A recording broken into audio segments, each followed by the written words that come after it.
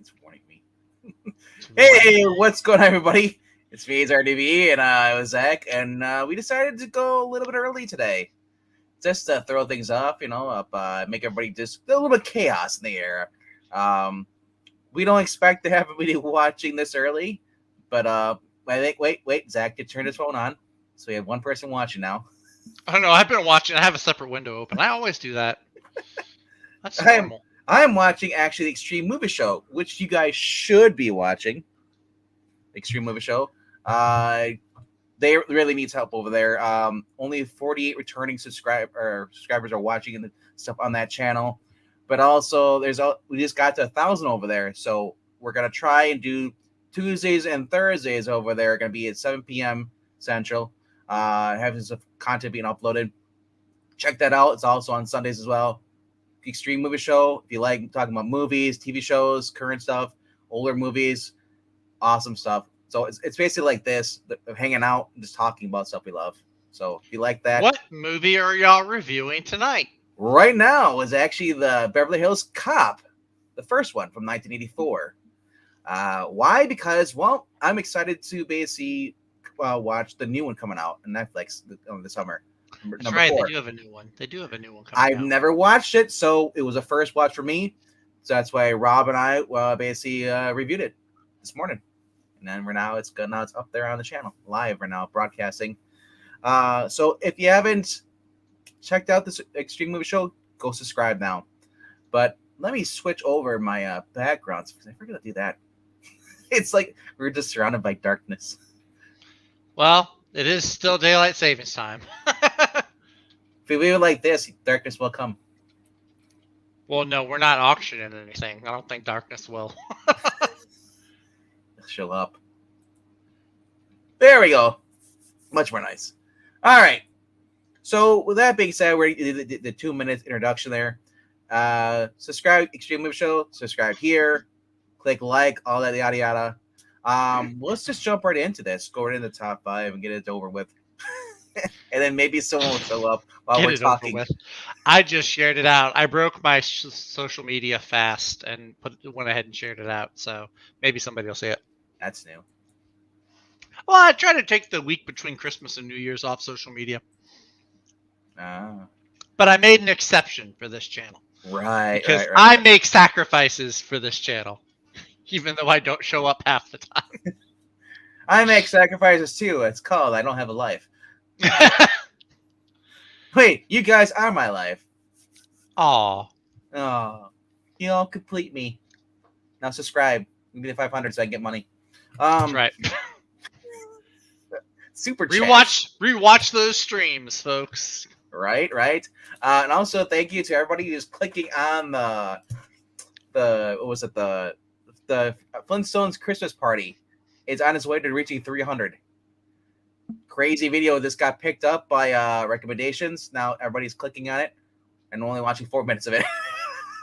Why is the Flintstones of all things? Because it's the Flintstones Christmas party. It's Christmas. Flintstones. It has all the Hanna-Barbera characters. It has Yogi Bear. Yogi Bear. Yep. See, Zach, if you were around, you could have read it with us. I like Yogi Bear.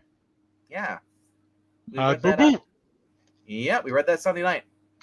Nice. Well, I wouldn't have been available Sunday night. It was Daddy Doggy. I think he's always there, and then his little son. Then he had my boy that said that. Yeah. Top Cat was in there. The Jetsons. All that. Huckleberry Hound. You're making me want to go watch one of those old Yogi Bear movies that has everybody. Snagglepuss. Well, there actually is the funny thing you mentioned that there actually is a Flintstones Christmas party movie. What? Wait, with everybody in it? I don't know. I think it's a little bit different, but it might I know there's 1 or 2 movies where the Flintstones meet the Jetsons. That's a different story. That's a different one though. Okay, yeah. But this is actually it was a Marvel Treasure Edition they did. Back in 1977. Mm-hmm. And you'll never see it reprinted ever again. Probably. Which sucks because nobody has or the rights to keep bouncing around. But I would love to have a reprint of that. It's cool. You know what I want? All these are treasure editions. I want them collected in a trade. I'm sure they probably can't do it because of licensing. But wouldn't that be awesome to have an omnibus of all the Treasury editions, different ones? It would be pretty neat. I just don't think there's a huge demand for Hanna-Barbera stuff. Yeah, I mean, It I don't know sucks, why, but right? There should I be. used to love all that stuff when I was a kid, man. All right, so you got to warn me if there's any comments because right now I'm still watching Extreme Movie Oh Show on yeah. my phone. Well, we got a few people in the chat. Dr. Evil says I appreciate you guys' Golden Age content. Just got a new job, so we'll be donating to you guys soon. Oh, sweet. And then Phil Aileen says hi all. Oh, cool. So welcome you guys. Yeah, we're trying out with a 4-color comics. You know, the Donald Ducks. Love those. And nice. I was thinking about doing some more Christmas stuff. I know there is like Santa Claus versus the Martians, which is the old Dell book. It was based off a movie. That's the one that they did the Mystery Science Theater 3000. It was really okay. I did not realize that was That's a great. I love that's one of our Christmas specials. My family watches. Small world. Because I asked Breen about that. He said it was like a $60 comic book over on eBay. Yeah, well, that's like to my knowledge, it's the only Christmas special that Mystery Science Theater did. There might be another one, but that's like the big one. Right. So, all Santa right. versus the Martians. So basically, if those are new to the top 5, what we're doing here is basically Zach and I each take 5 books from our polls. These are the books that we're most excited to basically read this week. Not necessarily what we think are going to be the best, but more ones we're really excited to read the next issue of. And we order them from least favorite to favorite. You know, as far as excitement, I guess goes. Well, at least that's what I do. But that being said, I'm gonna let you go first, Zach, and you can do your number 5, and then we'll talk about the books, and then afterwards we'll talk about the trades that are coming out this week. Sweet. All right. Well, starting off my number 5 book this week, I'm gonna begin and end with a certain comic book writer. So starting off at my number 5 spot this week is from DC Comics. Is a series that just got announced that it was going to a monthly ongoing instead of a limited series. It is Green Arrow number 7 from Josh Williamson. I almost said Middleton. Josh Williamson. Sadly, not Sean Isaac on artwork. He's got 2 different artists, Carmine Giadomenico, Domenico, and Trevor Hairsine. No Sean Isaac, although he did do the cover. Sean Isaac did do that cover, though. But yeah, I'm a big Green Arrow fan. I have been liking this Josh Williamson run that's been going on right now. It was originally Josh. It's all the same thing. Hi, Jughead. Merry Christmas. Zach Richardsman. Rich man, poor man, beggar man, thief. Yeah, but I'm really excited that this has got bumped up to a monthly ongoing. I'm, like I said, big Green Arrow fan. It's great to see him and Black Canary and all the other, whether it's Roy Harper or his son or any other associated Arrow heroes. It's cool to see them all together again. I did see a sneak peek of this book, and it looks, guys, basically is it's going to be Green Arrow basically just wondering why the hell the Justice League isn't together. Because probably rightly so. Because if I were Green Arrow, I'd be like, what are y'all doing? To me, that's a self-insert for me. I'd be like, what the hell is going on here? Waller is rising in power, and we're going to leave it to the Titans to do everything. The Titans are running the show? So those kids? So what's the point of the Justice League, then? We're just never going to have them together again? Oh, they're going to come together. You know DC's not going to go too long. You know why? Because the Titans are incompetent. They are. Also, the Titans don't have Roy. I don't know why they don't have Roy. Roy's alive, but whatever. Because Roy's hanging out with Jade. Roy's running around with no. Roy's not with Jade. They are in this series. Remember, that's why they're missing. You mean Cheshire? Cheshire, yep. Okay. I thought you meant Jade. No. Alan Scott's daughter, Jade. Okay. But yeah, no, this has been really fun. I think this is the one where I think from reading the synopsis, Oliver Queen is coming back from space. He was in the future, so he's coming back, like we just said, coming back to the present, wondering why the Justice League isn't together. Merlin had made a deal with Waller, and he had time travel powers. So he's able to basically displace Oliver Queen. Mm-hmm. So yeah. I mean, hey, good for Merlin getting a power boost. But yeah, I'm looking forward to seeing this continue. Next issue is going to have Onomatopoeia, which is one of my favorite Green Arrow villains. That's the one that says the sounds. I really like that guy. It is just kind of weird that all of a sudden, like, Amanda Waller is getting this huge push in this past year or so. Hey, she can because I guess because the Snyderverse, but that's done. So I guess they're not tying the comic books because no, she was in Peacemaker, and Peacemaker's staying. Waller's I think Waller's getting a show. Well, yeah, she was gonna. Well, who knows anymore? Because there's so many shows that have been canceled, or and there's DC content that's basically on everything but Max now. Yeah, it's on. It's all over the place. Yeah. But anyway, bringing it back to this though, I do highly recommend it. Of all the different series Josh Williamson is writing or has written, I would put this in my top 3. I would say it's this, then Flash, then Superman. Yeah, that's my number 5. Are you getting this cover? That one is fun. I do like it, but I think I'm just gonna stick with the cover A. If I can find the Chris Samney, I might go for the Chris Samney. Oh yeah. The incentive cover was like a 1 in 50. Yeah, something like that. That's pretty cool though.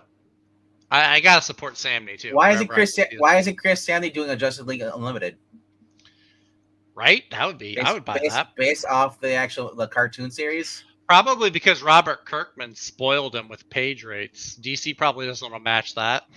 I bet you anything he got paid more for Firepower than he would ever get paid working for DC. How many crappy books they put out and they're not making a return on it? I'm sure they can't afford them. That is a nice Black Canary cover though. Right? See, this is what you do. If you don't want to spend you like to cover a book, but you don't want to buy the book because maybe you don't like the book. You just right click and you go to save that image as. That's all you gotta do. Because I'm not gonna go buy multiple covers or variants of something because you have a comic book and then put away in the box. I mean, hey, more power to you. If that's what you do, more power to you.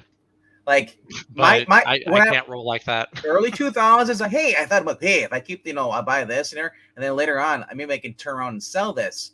Yeah, can't do that anymore. I don't know. I think there's some stuff you might still be able to do that with. It's hard to because because speculators will inflate the price of a book and then it drops. Maybe, but think of the Mark Miller books. I think you could pick up floppies of those, like individual issues of those, like Ambassadors, maybe Nightclub, Magic Order, maybe. With Netflix, there might be some collectability in those, but a lot of books are not really collectible anymore. Yeah, I think at least from the big two. I think at least from the big two, there might be some indie stuff. I mean, come on, the Kirkman stuff. I think there's going to be some collectability, from Robert Kirkman. But I digress. Well, I'm just saying, I'm just waiting for Firepower to actually be collected in the more omnibus or a compendium or something. Yeah, because right now I have the absolute collection, and I refuse to get the individual small trades because I know they're going to collect them all together in one thing. I learned with Ultimate Spider-Man because I almost got it, and my friend's like, "Oh, he's collecting the soft cover trades." So they're like, what, 27 of them or something like that. And then they came out with a year later. It's like, hey, we got a collection here. I'm like, really? That's why I'm like, I really don't want to get the Jonathan Hickman Omnibus #2 for Fantastic Four because I know as soon as I do, they're gonna release a giant compendium. That's all of Hickman's Fantastic Four. Right. All right, my number 5 for this week. I'm gonna scroll down a little bit because it's at the bottom for some reason. Hey, that's where this book is. Really? Wow. I really got pushed down. Wow. One of those covers is a lot more suggestive than I thought it was going to be. This one? The Power Girl. It's just front and center. Okay. Well, that's Karen getting triggered because her name's Paige. Why did you say that name? Yeah, scroll down further. There. Golly, Captain Marvel's way down there. Secret Wars too. Oh yeah. Oh yeah. Oh, should also point out that the Green Arrow book, because they're all the Justice League together. So Josh Williamson's forced to basically tell you what's going around, and addressed not only the Gotham War, but it addresses the Amazon attacks, which really doesn't make sense because how is Wonder Woman able to operate if she's wanted by the United States? That's a good point. Yeah, but he did make a joke. He's like, well, why would anybody insane person try to challenge you? It's like, why is this guy looks like an X-Man with the X headband? Because this is supposed to a tribute to the early Image books. Remember Image books? A lot of them, Wildcats, a lot of them with Cyberforce were kind of like spin-off or imitations of the X-Men, because X-Men was the most popular team. So all of a sudden, all the team books started popping up, especially when Image was created. So this is a throwback to all the early Wild Image days. And I gotta say, I'm usually not I used to be a huge Tim Seeley fan when he was writing Cassie Hack's character, basically in her book Hack Slash. But then he decided to basically go at TDS, and he turned Cassie, instead of being where she was with her and her buddy, Vlad, who actually had a crush on her, basically friend zoned her, and she says, "I'm gay now. I don't know. I'm with a relationship with this black girl." It was out of like left field, and honestly, it just got to the point where he just sold out and he started showing his true colors about how he writes. But honestly, with this, I think he's kind of redeemed himself, or just realized that, hey, if I want to make money, I kind of can't do the virtue signaling, like I do in Marvel DC. Like you outside of that, you actually have to make an effort to actually cater to the people who are actually going to read your books, because the people on Twitter don't read books; they just bitch about them. For the most part, there are some that actually do read and are angry about. Yeah, but majority of them are the just chasing clout, chasing clout, chasing ghosts. But anyway, so Tony Fleeks, you're wondering who that is? Stray Dogs. That was his big series he did 2 years ago. And all right, so basically what these guys decided to do is do a throwback book, like a superhero book. What it basically, it's kind of like Hawkeye in a sense, what they turned Hawkeye into, kind of a joke. What if so and so got kicked off a team, we don't know why, but he's a disgrace now. Even people in his home state, his parents can't look at him, think he's a just a loser, and now he starts solving. There's a murder mystery, and he gets wrapped around with it. He has awkward reunion with his ex-girlfriend, who he left once he made it famous. Because now he realized his younger self, he was shallow. It was all about glory. Now he realizes, I was such a dick back in the day. And he ends up having a relationship with his ex-girlfriend, who's actually married to the town sheriff. It's all crazy. And basically, and now he's not allowed to be a superhero at all. They're monitoring him. He's not allowed. He's basically banned from that. He no longer call himself what's his name? Crossjack was his name. So it's called Local Man because he gets dubbed in the paper as being Local Man, saves the day. So that's what Local Man comes with. So what's great about this is that Tony Fleeks and Tim Seeley are both taking turns writing. So basically, it's like a Grindhouse production. If you remember, Little Planet Terror, and then what was the other one that came out at the same time? It was Death Ride, I think it was. Okay. Dark Ride or Death Ride, yeah. Yeah. So basically, in one story, Tim Seeley writes, and then Tony Fleeks draws, and then the other story, the backup story, Tony Fleeks writes, and then Tim Seeley draws. Ooh. So, and it's a flip book. See, I told you they're going back to the 90s stuff. So you flip it over. That's how you read the story. It's a flip book. I love it. It's $3.99, 32 pages. It's been fun. Really enjoying it. And yeah, so here's some throwback covers. You do.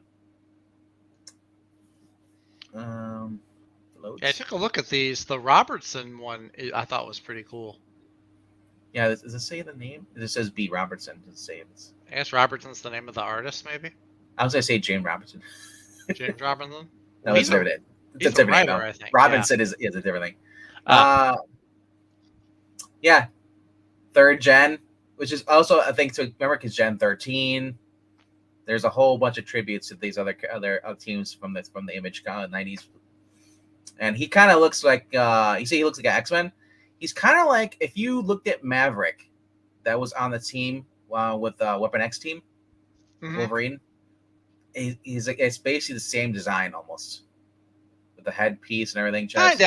I was thinking more like Shatterstar with the headpiece. Kind of reminded me of Shatterstar. It's a little bit of blending of a lot of you get a little bit of Cyclops stuff, but his powers. The color scheme is definitely '90s Cyclops. So his power is really unique. It's kind of like Hawkeye. Say if Hawkeye didn't, he couldn't miss. He just couldn't kill anybody. And then he'd miss. No matter what he threw, an arrow, a shovel, or a toothpick, he didn't miss. He's kind of sense he's got bullseye power. Or Longshot. Yeah. Longshot was an X-Men. Yeah. Yeah. So I love that. But I love this though, like the comic book, and it's like our Uncle Artist's table. He just finished it, gluing stuff. Yeah, that's pretty cool. Yep. And hello to Rhaegar and the Elk of Antioch. What's up, Elk? And hello, Rhaegar. Merry Christmas to y'all, because Christmas is still going on.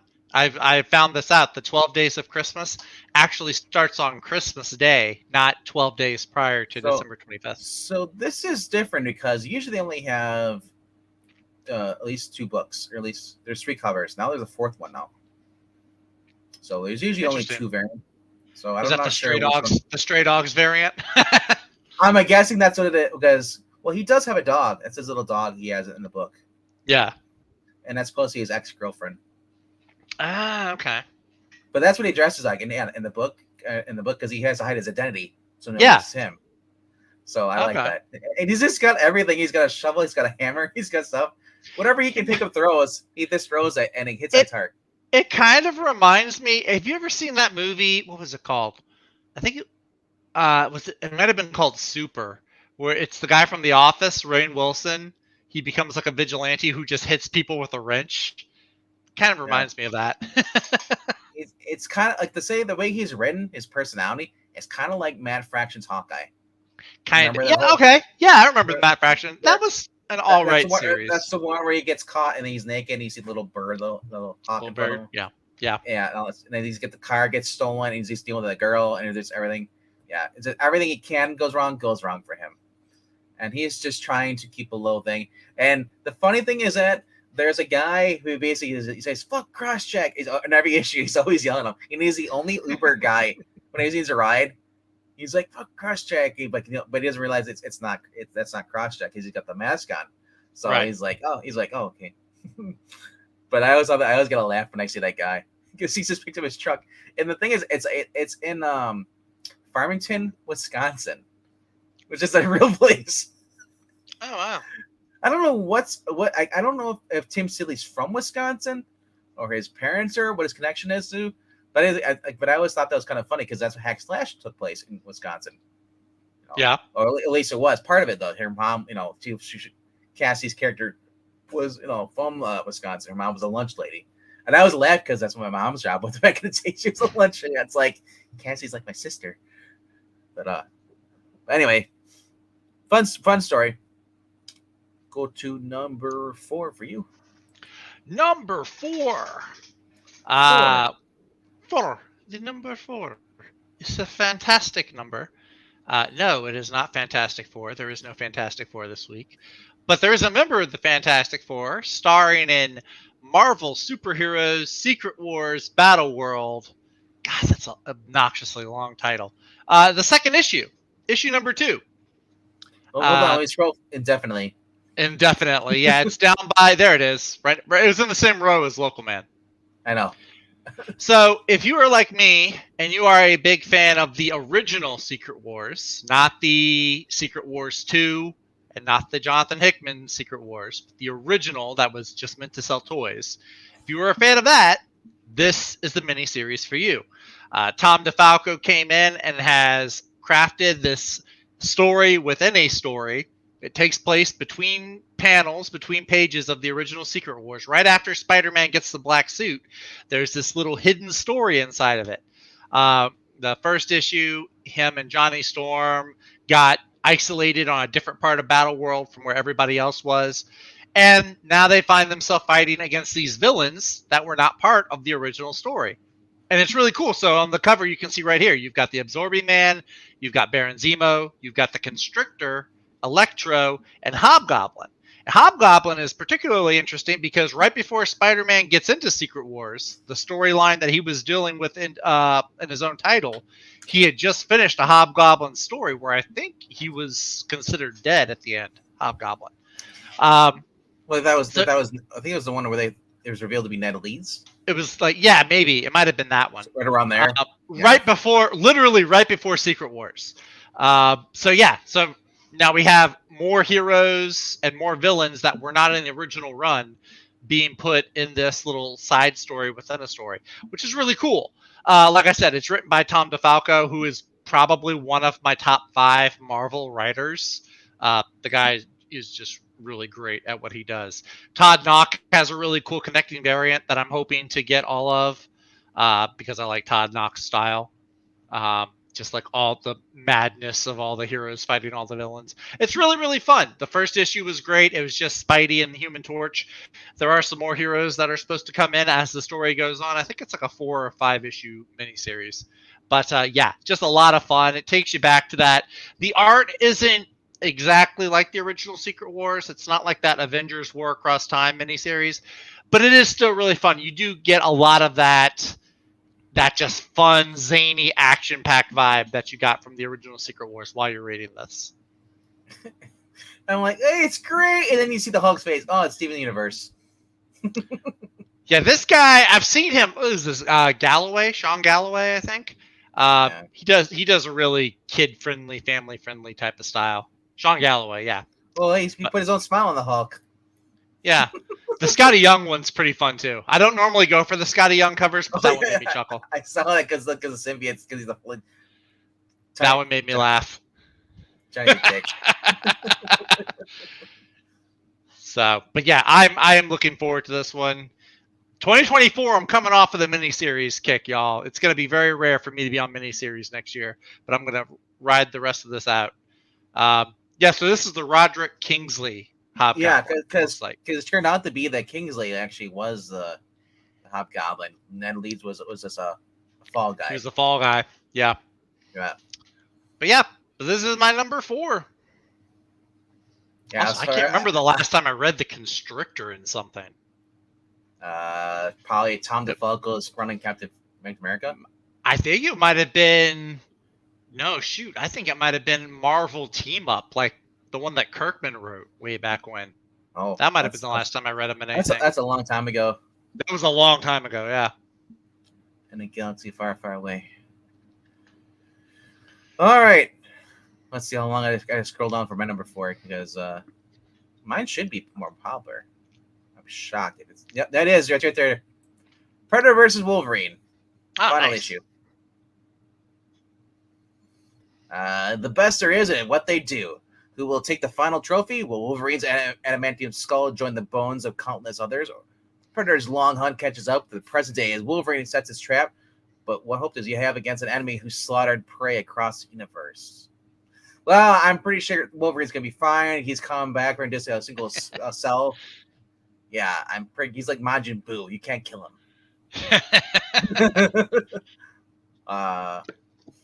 It's gonna end like Predator 2, the one in Los Angeles, where the Predator just respects Wolverine so much he just gives him some weapon from a point in history, and then he takes off. Have you seen the new Godzilla movie?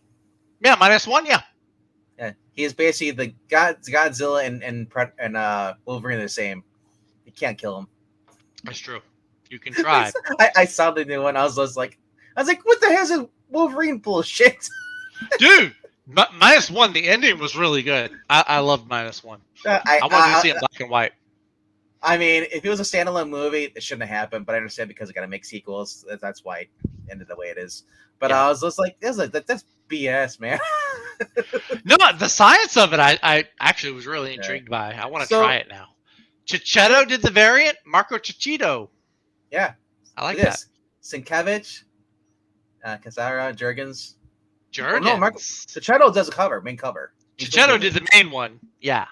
This is the Jan Jurgens cover with that's kind dinosaurs. of cool. That's kind of cool. I dig that. Sienkiewicz. Yep. Sykin Whites with the 20th Century Fox logo. I like that. I wonder if Disney has to do that. Because they bought Fox, but it was like we have to acknowledge that they came up with the Predator story. Well, they all have them on it. Every single issue has that cover. Oh, nice. Okay. Then you got. I like how he gave Wolverine almost like Joe Kelly ears over the eyes. That's kind of neat. All different Wolverines he's killed. All the different, yeah. That's kind of cool. Well, that's too multiversy. I don't need Predator and Wolverine. How the heck does he take this? This doesn't make sense. None of these make sense unless he's Wolverine. Yeah, exactly. How does it not regenerate? Like, well, I wasn't thinking of that. How do you separate it from its adamantium? Oh, that's true too. That's true too. And nowhere in the story does this show that they're able to cut through adamantium. What's gonna happen is we know how like Predator and Alien exist in the same universe. He's just gonna go find Alien, use a bunch of the acid blood, and use that to cut through Wolverine's skeleton. Well, even the acid blood, he's had the acid. The Predators have the acid in their blood. Oh, do they have it too? I always forget that. I always think of Alien. Well, they both, yeah. Yeah. But yeah, so like I said, this has been great. Only thing I've ever read by Benjamin Percy, other than I think that's the only thing I've read by him. Never read the Ghost Rider.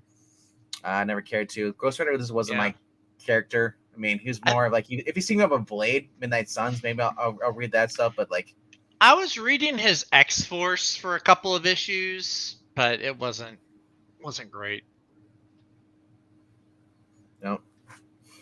Yeah, I mean, I was trying to think of the other story I read, but that was a Larry Hama who did the Patch throwback series. That was really good. Yeah.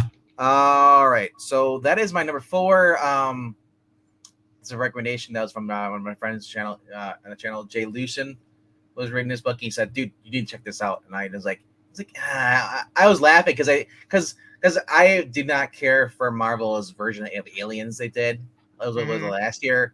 It was horrible. The interior art was horrible. But I was like, wait, like this Ken Lashley's guy has got some good art. Chicharito's doing the covers, and like Benjamin Percy has been getting some praise by some of the people who are watching on this channel. So I checked it out, and it actually is worth it. So Ben Percy, just pulled him up real quick. He did write a James Bond story back in 2017 called Black Box. It's through Dynamite. And then he also wrote Green Arrow Rebirth in the Rebirth era, and he wrote Teen Titans in the Rebirth era. So he's written a few. I remember his Teen Titans. I was reading Teen Titans during Rebirth. It was interesting. That was the one John Boy Myers started to draw and then got kicked off. Yeah, I after he got kicked off, I stopped reading it. Yeah, it was. I remember it being pretty good. I read it for a little bit, but yeah, the James Bond one sounds interesting. I know you're big into Bond, so maybe that's worth looking at. All right, my number 3. Right, we're gonna switch gears. We're gonna go from Marvel back to DC because my favorite writer is back with one of my favorite super teams, Justice Society of America. Issue number 8 comes out this week. Is it 8 of 10? Is it 8 of 12? I don't know. DC just botches up everything with this, but I gotta support the man, Jeff Johns. This is a Green Lantern, Red Lantern story. You're gonna enjoy it. Yeah, Red Lantern. So they created a different Red Lantern. This isn't like the Atrocitus Rage ones. This is a communist-fueled Red Lantern. This is the Golden Age Red Lantern. Yeah, Golden Age. Yeah. Yeah, and she's the daughter of the Golden Age evil Red Lantern. Exactly. Who was a communist that fought against Golden Age Alan Scott Green Lantern. From what I can tell. So Huntress is settling into her place in the present day. Batman, her dad, has her hooked up with a New York apartment. She's with the Justice Society. I believe in the last issue, she and Power Girl were trying to put together a new roster. So much so they were even trying to get like Solomon Grundy or other villains to join the team. Lena Wayne's rehab them. Yeah, Lena Wayne's trying to rebuild her team that she had in her timeline. Yeah. In this one. Yep. So. And so, yeah, a long lost team, the Justice Society Dark, because now apparently we're trying to copy Justice League Dark, which was not a bad story. But I do like that cover right there that you just had, the Tony Harris one, with all the OG Golden Age ones. That's not a bad cover. That one almost looks like Chris Samney a little bit.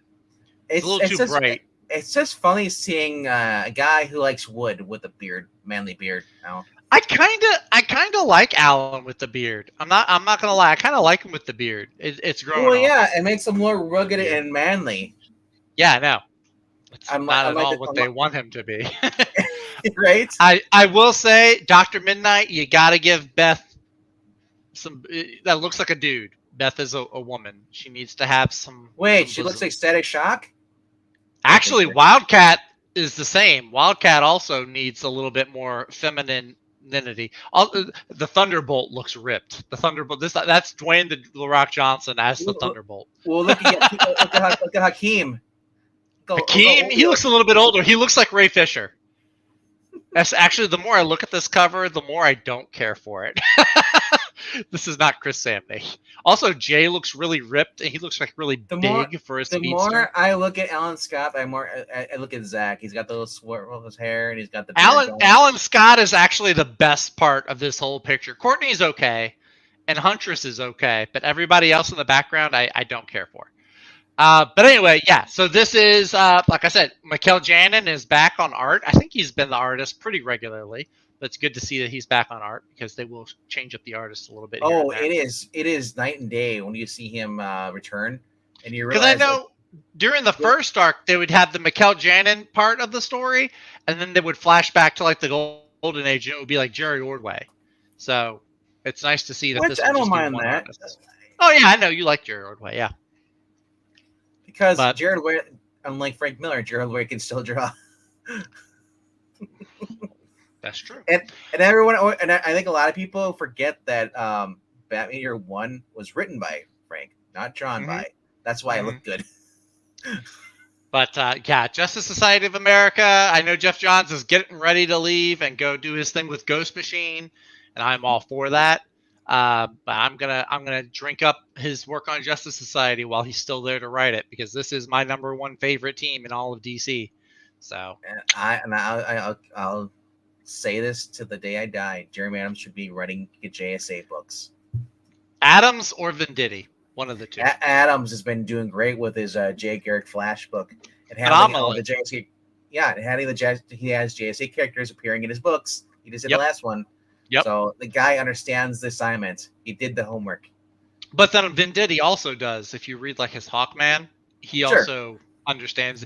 I'm just saying, you have two writers that have both kind of played with certain action, sets from the toolbox. The reason I say Jeremy Adams, because Jeremy Adams does more lighthearted stories. That's true. If you want a more serious story, JSA, then you go with Venditti. But all right. My number 3 for this week. And hello to Aloise. Welcome. Hey. And let's see. Elk says he wants to see Godzilla. Rhaegar says booyah because I said Ray Fisher. And Rhaegar also said they should make Pink Lantern communists. Thanks, Rhaegar. Thank you for that. We got the blue communists right now in our country, and the pink. All right, number 3 for this week. I'm gonna scroll down a little bit. Will this be on Zach's list? I wonder. Maybe it'll be number 1. Spider-Woman? No. No, Silent Knights. Oh. No, you're too good for Spider-Woman. You only read if Kelly Thompson's writing it. Yeah. If Kelly Thompson wrote Spider-Woman like she wrote Black Widow, yes, I would. She's back in that regular outfit too. It's not like the weird Prego Mom outfit she had. Yeah.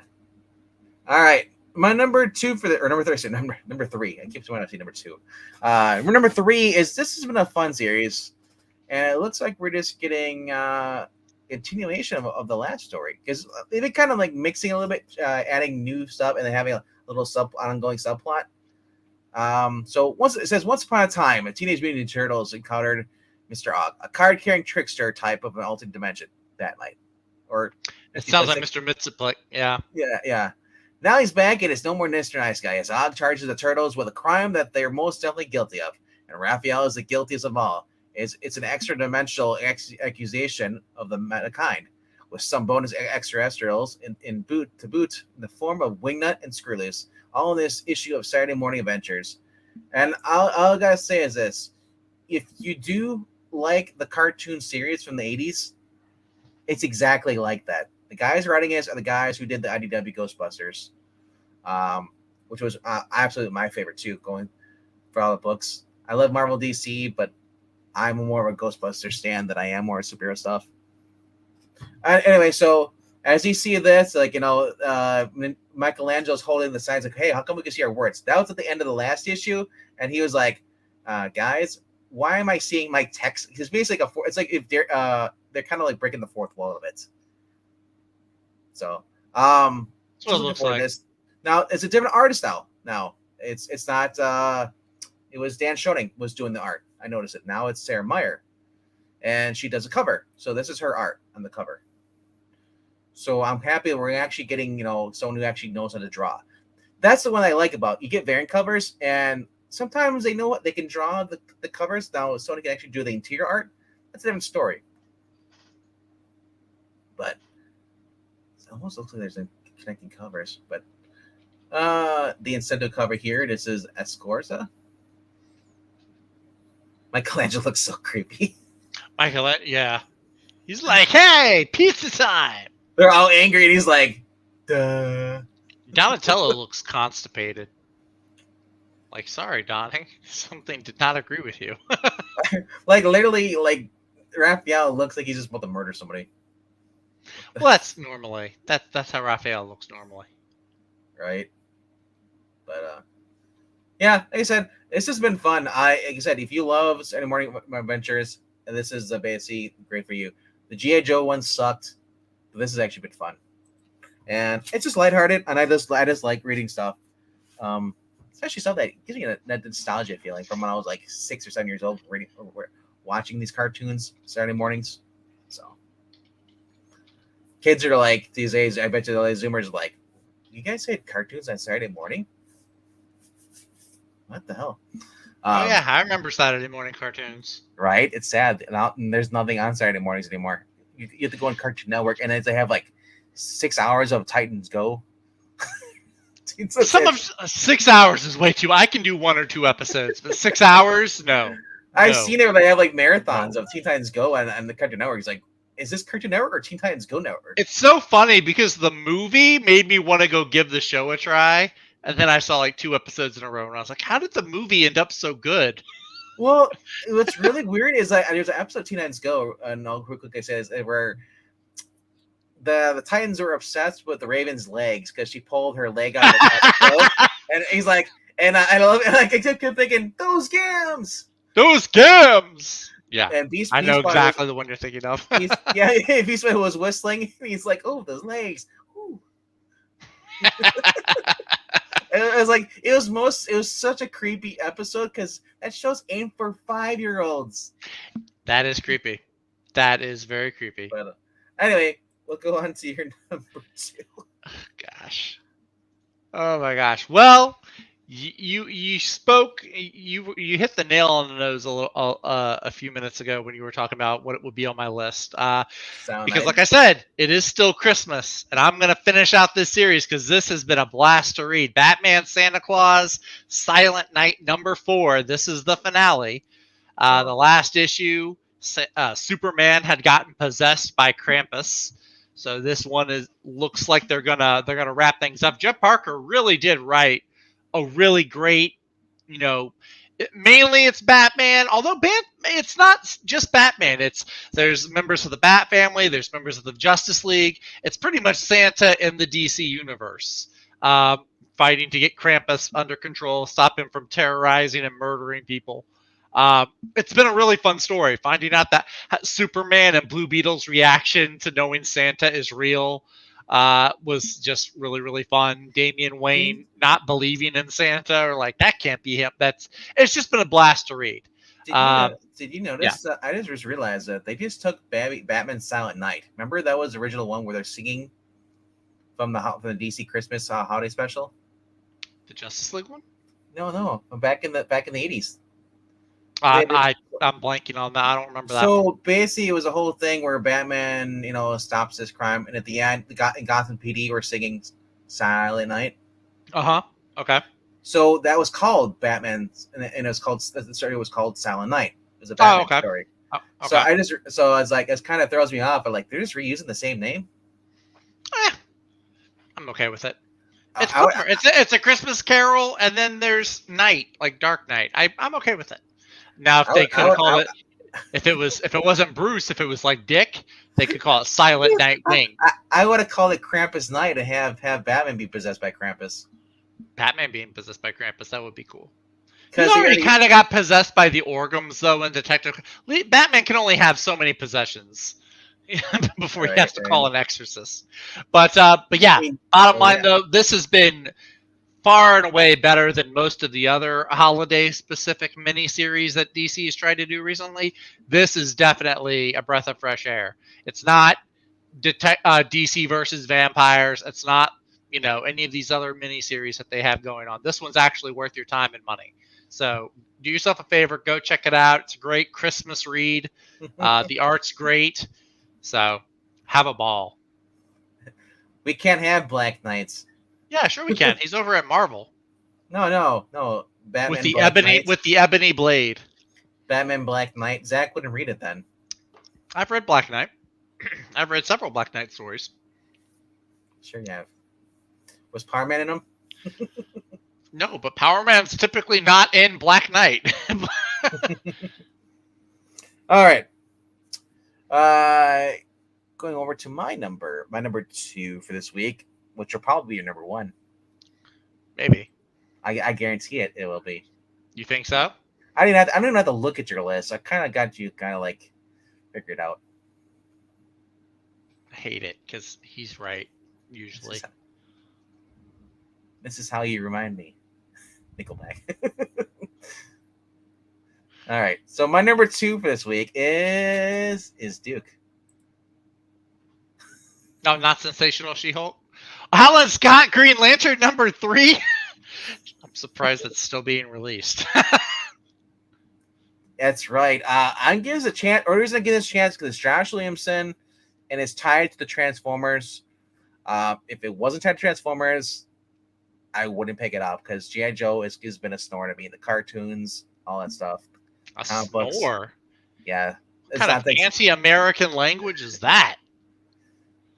Nah, anyway. It's Go Joe, just somewhere else. Okay, commie. Only communists hate G.I. Joe. Yeah, go Joe. Yes, comrades. No, Comrade Joe's. It says Conrad Hauser has made the first contact with an alien being and lived to tell the tale, but no one, not even Colonel Hawk, believes the story of the jet fighter converting to a colossal alien robot that nearly killed the man known as Duke. Now, one of the U.S. Army's most decorated soldiers is on the hunt for answers, drawn into a conflict that no amount of training could ever prepare him for. A war that only a real American hero has any chance of surviving. Superstar writer Joshua Williamson, who wrote Superman Batman, which was an okay run. So Mark Waid's pretty much shown that he's much better. But as far as a writer, not as a person. It says Superman, Batman, not World's Finest. No, he did. I know he did. But in that example, he's saying Superman, and separately Batman. I don't know why but it is Superman Batman. What's it called? I don't think it was called World Finals. I think it was just Superman Batman. Yeah, when he did it. Yeah. Yeah. Tom Riley, who worked on The Thing and Ant-Man. Which volume? because there's like 30 volumes of each now, probably. Yeah, I'm not sure which one of the Thing or Ant-Man that he worked on. If it was like, oh, you say the Thing and Ant-Man, it was just, oh, we're selling volume 1 because we don't do legacy numbers, we just keep the same numbering, then sure. But says, yeah, 4 action-packed issues. It's a mini-series. This is the other thing I'm like, it's a mini-series. At least when it comes to what the other book we've been reading on here is Void Songs. Not Void Songs. Void Rivals. I get those two books confused. Void Song is a different book. It's a good book, though. But yeah, so Void Rivals is ongoing, and I kind of would. I don't know. I'm torn. Joshua Williamson on this. Let's see how he does on this. Not really convinced though that he might be a good match for this, but maybe he's the one that actually makes me to get to care about this book. And my thing is, will we see Transformers in this book, in this little miniseries, or is it just going to be like, hey, there's Starscream on the cover or in the first page, and that's it? Because Daniel Warren Johnson has set the bar so freaking high on his series. And then Void Rivals is just below it. Like I said, Duke, let's see how you manage it now, but I don't know. MK, what is wrong with you? I saw a Triple X version of the store once called GIO. Will Smith's wife? Oh! Oh! Sorry. That's funny. Yeah. Will Smith's hand just pops out of the screen and slaps you. He's like, not last name out of your mouth. 40 pages for $5. And like I said, I'm looking forward to this, see how it's gonna do. Like I said, I'll know right away, but there's a Steve Epting incentive cover, 125. The Steve Epting does look really good. Steve Epting, who worked on the book called Sarah. He also worked on Fantastic Four with Jonathan Hickman. So I saw it, it's like, it's a 1 in 25. But I don't want to spend that much money on a book I'm first trying out. You know what else? The Tyler Boss one also looks really cool. I kind of like that one. It's the incentive covers. The first one, right next to the Epting. Yeah, that one looks pretty fun. It's like all the Cobra guys chasing him as he jumps out of a window. I don't know. I think that one's pretty fun. It's like the Raid. Kinda. John. Yeah, that's a cool one. Andrea Sorrentino, 1 in 50. John Boy Myers, the 1 in 100. Retail exclusive. Look at this. Yeah, I know. He got some retail exclusive and some event exclusives too. That one looks like Josh Brolin. It doesn't it really? A little bit. Josh Brolin and Dennis Quaid. Oh yeah, a little bit. Yeah, but the detail is, it looks like the magazines you'd see, like Mm-hmm. Cool. But the incentive covers, ash cans, Tom Raleigh variants, Commander.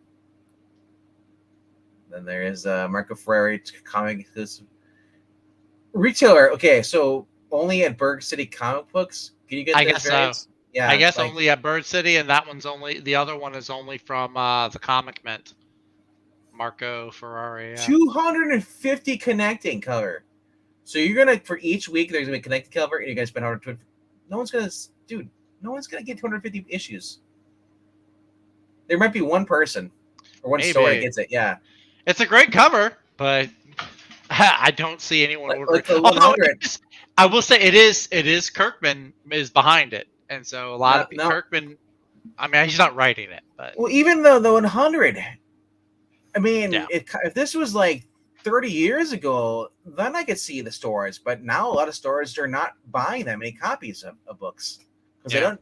It's like I said, these miniseries. This is someone's jumping on this book, and as soon as they end this book, they're jumping off. And if you try to restart this again, they may not jump back on. But I know the guy at my LCS said that they've had a big uptick in G.I. Joe interest with Larry Hama's series when that came back, because they sold out quick. They still haven't restocked. The reason I think is because they're actually the big thing is that Larry Hama is continuing exactly Marvel. But if he was starting over, no one would care. I don't know. I don't know. I think they would actually. I think they would care. GI Joe fans are. I mean, they're almost like Ghostbusters fans. Like if you give them good content, they will crawl out of the woodwork for it. But yeah. That's a cool cover though. I do like that one. That's kind of the cover I want. I want this one. It's a 150 though. Must be of Attack on Titan or something. Because I like Transformers more than I like GI Joe. So yeah. But yeah, that's my number 2. Do you want to count down? We'll see on this. Darn you. Just once I wanted to surprise you with my number 1. But sure. My number 5 for this week is my number 5 was Green Arrow number 7, also from Joshua Williamson. Number 4 is Marvel Superheroes Secret Wars Battle World number 2. Sounds like an anime, just the title, so long. Number 3 is Justice Society of America, issue number 8. My number 2 was Batman Santa Claus Silent Night number 4. And G.I. Joe, or not G.I. Joe, Duke is my number 1. So this is, like RDV was saying, this is coming in hot to Robert Kirkman's Energon universe. So this is a different version of G.I. Joe from the Larry Hama that came out about a month ago. This is going to be taking place in the same universe at the same time as the Transformers from Daniel Warren Johnson and Void Rivals from Robert Kirkman. All of these are taking place in the same universe. Even so Josh Williams. Actually, you know what? I might get that one because there is an artist I know who does G.I. Joe drawings, and if I could get him to draw on a cover, that would be awesome. But yeah, so Josh Williamson has this Duke miniseries coming out, and then I think next week or next month he's got a Cobra Commander miniseries coming out that's going to cover Cobra. I think what he's doing with this being a miniseries and Cobra Commander being a miniseries, I think he's just kind of like going to lay the foundation, lay some groundwork, and hopefully this leads to an ongoing G.I. Joe title in the same Energon verse as Transformers and Void Rivals. Would that with the ongoing Larry Hama G.I. Joe series from Marvel, do you think that it'd be like kind of weird having 2 G.I. Joes ongoings? I don't think so. You have Marvel's had different I mean, look at DC. They have Detective and Batman. They've got Action Comics and Superman. I hope they call it something else other than just call it G.I. Joe. I hope it's like G.I. Joe Renegades. I want to say it would be called, I think up there at the top, Codename G.I. Joe. I think that would be a good name for it. Not G.I. Joe Real American Hero, Codename G.I. Joe. I think that it could be really, really cool. And if Josh Williamson continues to write for it, I think that'd be awesome. I'm a big fan of Josh Williamson. But yeah, I think this is going to be really cool because there was a Transformers issue not too long ago where Duke crossed paths with Starscream. So G.I. Joe. One thing I do really like about this, also like about the Larry Hama series, is that they're going to make G.I. Joe the elite American military force. Not like a few years ago when they did the movies and they tried to make it an international military force. That was a little weird. Yeah. But G.I. Joe is an American force. Sorry. Just like it doesn't work. I feel like it doesn't work as well if you make it an international force. But yeah, I'm really looking forward to this one. Duke is getting recruited from Colonel Hawk to, I guess he's going to be leading this force to fight against the Transformers or at least the Decepticons. I'm really looking forward. I've seen some of the preview pages. Tom Riley's art does look pretty good. I got to read the whole thing to get a better feel for it. This issue, because it's the number 1, it is going to be $5, but then issue 2 and 3, they drop down to $3.99. So they're not all going to be $5 issues. But I'm really excited for this. I'm the opposite of Venkman. I have not been a huge Transformers fan. I am a bigger G.I. Joe fan. So I'm really looking for. Actually, I picked up today with some Christmas cash. I got a Snake Eyes action figure today from the mall. So I'm Nicolas really No. Oh, that is a Nicolas Cage movie, isn't it? Snake Eyes. Oddly enough, we watched a Nicolas Cage movie yesterday for Christmas. Was it Primeval? No, it was Family Man. Oh, okay. The updated It's a Wonderful Life.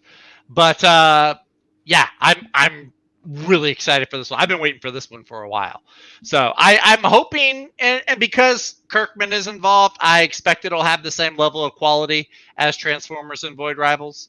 But yeah, I can't wait. Nice. All right. Real American hero. Yo, Joe. Knowing is half the battle. Yes, yes. All right. Number 5 for me was Local Man. Number 4 was Predator versus Wolverine. My number 3 was TMNT. Number 8, Saturday Morning Cartoon Adventures. Number 2 was Duke. And my number 1 for this week, because I just had more fun with this book, it's been JSA, Justice Society of America, number 8. Okay. Little we've seen this girl before in the previous issues. She intrigued me. It's a Red Lantern, but it's a Golden Age. She's the daughter of a Golden Age Red Lantern who was a villain, like a Russian, and she literally is just cold blooded. And I'm like, this is kind of cool. And you get to see and seeing a preview of this, Alan Scott basically talking to her, because it seems like she's trying to find her father, but like Alan Scott knows that her father's not around because he witnessed his death. So it's like, and he's pretty much against her joining the JSA. So it's interesting to see the Green Lantern, the Red Lantern, and then there is one page I did see where it's snowing, and you see the red and the green streak light go up. I was like, cool, it's Christmas colors. So, literally, her power is different from the Red Lanterns too. She has flames, red, like crimson flames. I think that's really cool for a character. Yeah, I look forward to reading this and just seeing more about this character. Like I said, we don't have a lot of, I guess you'd say, female lanterns that we can actually get behind and root for. The ones they're throwing at us are kind of like, hey, we got Teen Lantern. Woohoo! Thank you for the diversity shit. It's like that's it. I do miss Jessica Cruz. Bring back Jessica Cruz, DC. There's a void right here. Yeah, but there's Jessica Cruz. Or what's her name? Sinestro's daughter. Or even just Jade herself is in his Jade. Jade was cool. Jade fits with the being Justice Society too, yeah. And speculation is this: if this girl's in here, they might bring Jade back for one of the issues and having her clash with Jade.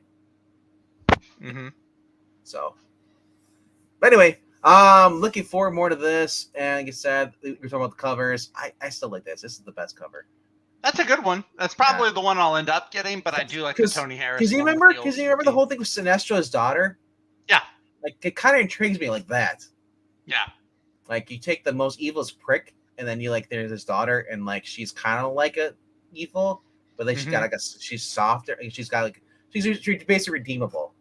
And I'm curious to see if Helena Wayne is going to be able to basically put her team back together, or at least create a team similar to hers in this timeline. Because I will say I like Jeff Johns, but the last time they did 2 different JSA teams, both titles ended up getting canceled. Just have one team. You don't need multiples. Just sure. One. And I would say I'm happy with the new team as long as the old team shows up every once in a while. Yeah. Because, hey, if you're doing a Titans in the Justice League is disbanded, why can't we just do a new JSA? With Stargirl and leading it and everything. So yeah, for real. I concur. Yep. So that's my number 1 for this week. The track says vagueness communists. Excuse me, we're all communists in America.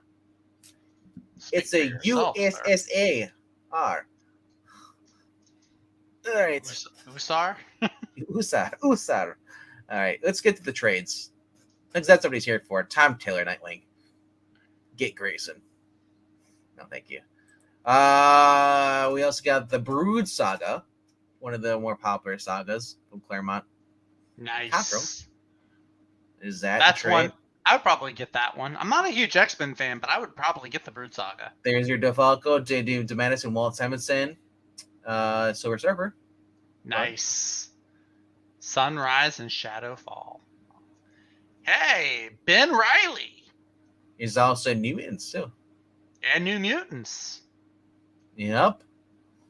Storm Blowback. Yeah, because that's what that book did. It blew back, and no one really cared for it.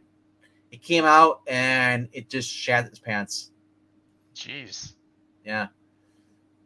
I read one issue and I tried to read the second one. I was like, nope, I'm out. All right. So then we got here Spy vs. Spy Omnibus is out now. Interesting. $25. Secret Wars 2. Hey. John Byrne. Speaking of Secret Wars, yeah. EC Archives Honda Figure 3. And then we have Eerie Archives right here. Volume 3 as well. Dead Eyes. That is Gary Duggan. Dugan. Then we got the other version of New Mutants here too. And then Marvel Masterworks Marvel Team Up number 7. Look at it's Tigra. Yeah, with the black hair. Yeah. Is that crazy? Early Tigra, yeah. Then we have some Archie Pep right here, Pep Comics Trade. That's kind of cool. Then we get into the weird stuff. Lifehouse, then Loaded Bible. What the heck? With either of these, yeah. And that's kind of it. That's it. Kind of light week, kind of light on the trades. Which is all right, because a lot of us are pretty much spend our money. That's true. So, the Ben Rally, I am curious to see, and I don't know what cover I get. Either this one. I don't like the pose. I do like the costume, but I don't like the pose. It looks so weird. Yeah. Same with this. I kind of like that one more than the sweatshirt costume. I kind of prefer that one. The Dan Jurgens variant. Okay. There's a new wall crawler in town. Meet Ben Riley, the Scarlet Spider, who's recently learned he's not the clone, he's the original. Okay, sure.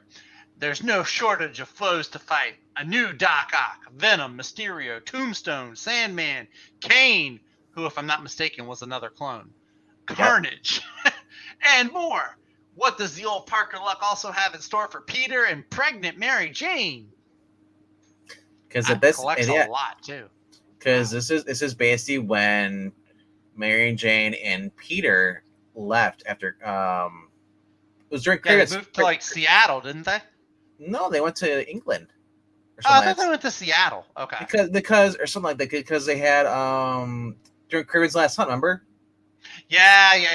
Okay. Yeah. Okay. So Ben had taken over, and it was just, like you said, it was just kind of like interesting to see what was going on. Now, when it happened, a lot I can sympathize with people who are basically who did not care for this because they cared. Apparently, the Clone Saga and all that stuff went on for like almost 2 years. It's like having Future State for 2 years. Oh boy, yeah, Future State couldn't get out of here fast enough. It's just 2 months, but we felt the effects for 2 years, and we're kind of still feeling the effects a little bit. Kinda. But so this has Web of Scarlet number 1 through 4, Amazing Scarlet Spider 1 and 2, Scarlet Spider 1995, which is 1 and 2, Spectacular Scarlet Spider 1 and 2. Let's just keep repeating the same thing over again. A lot of Scarlet Spiders. There's an issue of New Warriors in there, which is always fun. Yeah, Amazing Spider-Man 407 through 410. Spider-Man Holiday Special 1995, so you can get a little Christmas reading in there, which is great. I love this. Marvel grab bags, or even the holiday specials from the 1990s. Those are great. Mm-hmm. Spider-Man Limited, Spider-Man Team Up 2 and 3, material from Venom, Along Came Spider 1 through 4. Basically, looking at 1,304 pages for $125. Case bound, Dutch jacket cover, and if you go to in-stock trades, it's half off. Probably, yeah. It's like $75 probably. Don't even need to look it up. I just know it'll be cheaper there. So there are 3 covers. There's this one. Yeah. All right. Yeah, there's a lot of these. Peter Parker Spectacular Spider-Man. Some 90s comics at their best. The Green Goblin series, I remember those. They had like a little book. Yep. All the obscure books, like Spider-Man 410. The Ben Reilly Carnage cover. Mm-hmm. That was great. The hologram. I love those covers, man. Sensational, spectacular, web of. A lot of Some of these web ubs were flip covers. Oh, were they? 2 stories, you'd flip it over and you had a separate story. Yeah. Oh, nice. That's cool. So I need this in my life. The problem with this when they cherry pick, like this character, all the Ben Reilly stuff. If it's only with Ben Reilly showing up, you're not getting the full story. Mm-hmm. It's kind of like John Byrne's Man of Steel on the business. You're not getting the full story, so it's like because you need to read the other 2 titles that are going on at the same time, Right? to understand what's going on. Yeah. You're like, oh, it's a great story, and it just felt like it's just random cherry pick stories. So that's why I'm so glad when you can actually have a writer who stays on for like more than 10 issues. Mm-hmm. It keeps going. So, but that being said, that is it for this week when it comes to trades. If you guys saw anything, you know the drill. Leave us a comment down below. Let us know what you're getting this week. And if you're getting any trades, and yeah. And also let us know what you got for Christmas. Yes. Tell us. Any comics? Yes. Anything cool? We want to know. And if you're a communist like me, say put comrade in the chats.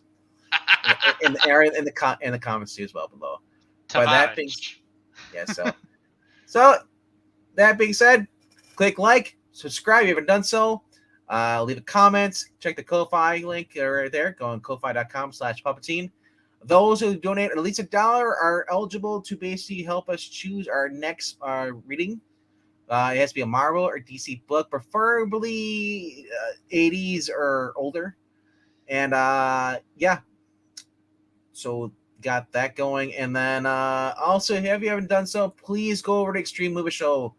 Go click subscribe. Go watch a few videos. We really need to watch them over there. Like I said, 48 returning people watching the watch stuff over there just to reach 1,000. Nowhere near the 4,000 hours needed in order to get eligible to basically be monetized. So if you can help out the channel, go share that channel out. Go watch there's a lot of playlists. You can just basically turn the volume off, click play, and let it go. If we get about 4,000 people to do that, we'll be fine. you can just mute our voices and then just let it play through. I'm not insulted if you guys do that to us. If you just have us in the background and just mute us, but as long as you're watching, that's all that matters. I mute my own voice all the time. So. All right. Wow, we really are like G.I. Joeing it up here. You look, like I said, you look like one of the G.I. Joe guys. I don't know which one, because they're all military guys. None of them. The beard, the hat, and they got a few that have the beards, but yeah, I need to trim up though. This is the longest it's been in a long time. Jay would know right away. It's like, you look like so and so. I know. Jay, comment down below. Which G.I. Joe character do I remind you of? Which maybe Commander. Oh wait. Zach looks like Shipyard. Shipyard. Yo, I'll take it. Shipyard's actually pretty cool. I was kind of thinking it too with the white hat, but Zach doesn't have. If I had a cowboy hat on, I guess you might be able to say, well, no, because Wild Bill has the mustache. He doesn't have a beard, so. But I do have a cowboy hat. I may wear that one. The best G.I. Joe was Sergeant Slaughter. The best is Snake Eyes. There's no one else. No, get a parrot. It says Raker. A parrot and a giant anchor. Yeah, I need to get both of those. So that'll be my Halloween costume this year. All right, thanks guys, and stop by on Thursday, 8 p.m. Central. We promise we'll be going 8 instead of going early tonight. We decided to go a little early. Yeah. All right. Christmas miracle there. We went early. Right. All right. Good night, guys. Happy New Year. Oh, no, we'll see y'all before the New Year. Merry Christmas. Merry Little Christmas afterwards, right? It's Little Christmas. Yeah. All right. Right. Roadblock the Bless. Body massage. Body massage. Ah, You from like The Rock. Roadblock. The Zed Rock looks was at a pretty good roadblock. Just realized Zach looks at the meme guy, the dude who raises his eyebrows, looks confused with mathematics above his head. Oh, Zach Galifianakis. Well, I was thinking John C. Reilly. Oh, I was thinking Zach Galifianakis. Oh, whatever. Whatever makes you feel better. Maybe both of them smashed into one person. Wait, both of them smashing together? No, don't misconstrue what I Whoa, said. that's gross. On that note, good night. Ah!